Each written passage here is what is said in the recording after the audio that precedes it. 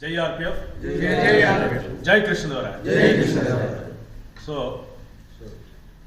దక్షిణ భారతదేశంలో మన బలిజ ఖ్యాతి విఖ్యాతి ఉన్నటువంటి గుళ్ళు గోపురాలు అన్ని కట్టించి ధర్మస్థాపన గావించి బహుమనుల నుంచి ఈ దేశాన్ని రక్షించి బాబర్ను భయపెట్టి గజపతులను తరిమి కొట్టి ఈ గుళ్ళు గోపురాలు దాని తర్వాత ఈ చెరువులు తవ్వించి ఇంత సస్యశ్యామలంగా ఈ భూమిని కాపాడి ధర్మాన్ని కాపాడినటువంటి ధర్మ ప్రభు అయినటువంటి వీర బలిజ అయినటువంటి మన శ్రీకృష్ణ దేవరాయల యొక్క పట్టాభిషేకం ఈ ఆగస్టు 7వ తేదీన ఆయన పట్టాభిషేకం జరిపించుకునేటువంటి రోజు.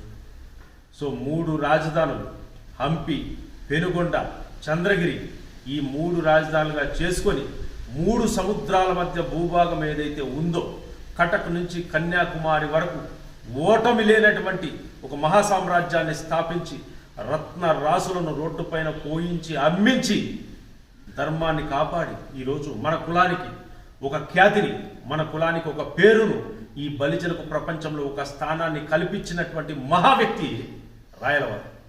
సో ఆ మహానుభావుని యొక్క పట్టాభిషేకం అనేది ఈ ఆగస్టు 7వ తేదీ.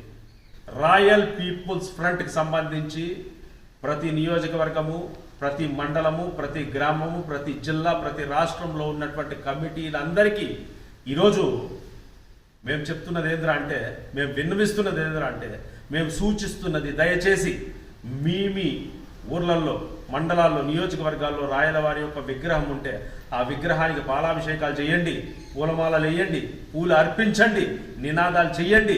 ఆ మహాపురుషుని ఒకసారి గుర్తు చేసుకోండి. మీ పిల్లలకు వాళ్ళు చేసినటువంటి యుద్ధాల గురించి, వాళ్ళు చేసినటువంటి సేవల గురించి, వాళ్ళు చేసినటువంటి త్యాగాల గురించి, వాళ్ళ సాహిత్య, వాళ్ళ కళల గురించి, వీటన్నిటి గురించి వివరించి చెప్పండి.